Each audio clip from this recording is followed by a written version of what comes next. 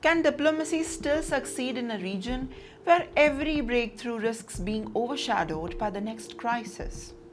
Now, listen carefully.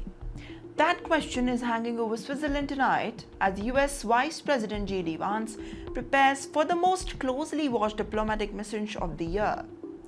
The stakes could hardly be higher than this. At the center of the talks between US, Iran, Israel, there are two issues that have shaped Middle East and the security for decades: Iran's nuclear program and the fragile effort of securing the last calm in Lebanon. But you know what? The negotiations are unfolding against a backdrop of deep uncertainty and a huge mistrust. Every diplomatic step forward now faces a pressure that events on the ground, where even a single escalation could now alter the entire trajectory of the talks. And yet, there is a notable shift in tone. If you think carefully about it, before departing Washington, JD Vance projected cautions, optimism, suggesting that the conditions like Lebanon appear to be improving and that the peace of violence may now be finally solving. But that matters. You know why? Because any reduction in any kind of regional tension creates a political space for the negotiators to just focus on the long-term solutions rather than the immediate crisis.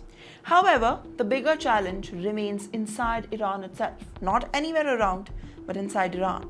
For years, concerns surrounding Iran's nuclear ambitions have fueled mistrust between Iran and the West, influencing everything from sanctions and security, the policies to military developments, deployments, as well as across the regional security. And make no mistakes here, these talks are not simply about the technical agreements, or if we say they are not even about diplomatic language.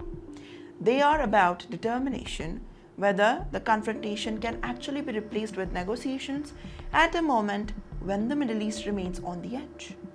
To add more to this story, the success in the Switzerland could now open the door for broader regional stability.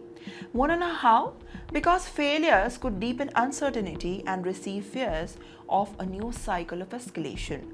Now, with that being said, as diplomats gather behind the closed doors, the world is watching closely what happens next and what's going to happen. Because what happens in Switzerland may not stay in Switzerland.